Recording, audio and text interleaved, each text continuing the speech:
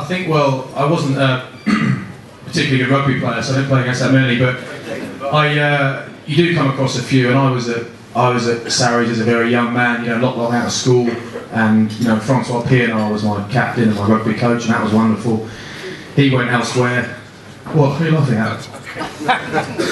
He went elsewhere, coach, driver, chef, he was a lot, and we signed Buck Shelford. You can imagine, I'm still living at home with mum and dad, and Buck Shelford is my coach. It's pretty amazing to get to meet one of my heroes, and my mum and dad come to the first game and ask for my head coach's autograph. Pretty embarrassing.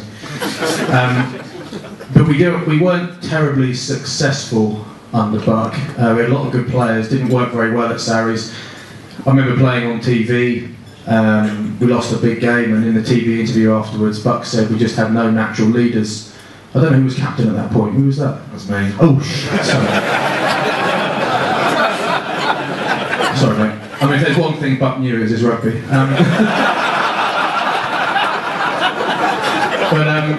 Yeah, this is an absolute hero of mine, and still is. I must say. And you, Brax. I mean, you did used to be a pin-up. So I think for the boys. But Buck was an interesting character, an incredible rugby player, one of the best there was. And he pulled me into his office once and said, "I want a one-on-one meeting with you." He left a message in my pigeonhole. I went in and he said, "Look, so this is about sort of 2/3 of the way through the season." He said, "Your contract's up at the end of the year.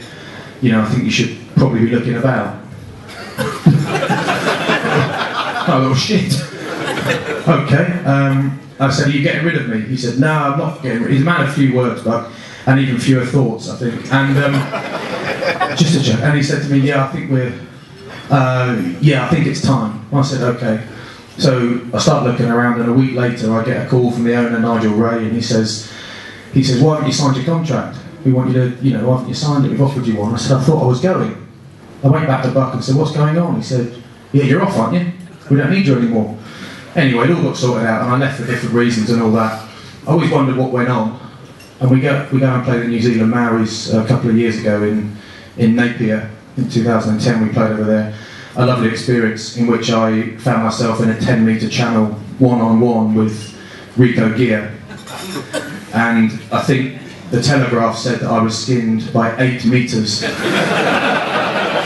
a 10-metre channel. To be honest, I couldn't have got him with a fishing rod, to be honest. On the way, he scored, a great try, I was glad to be part of it.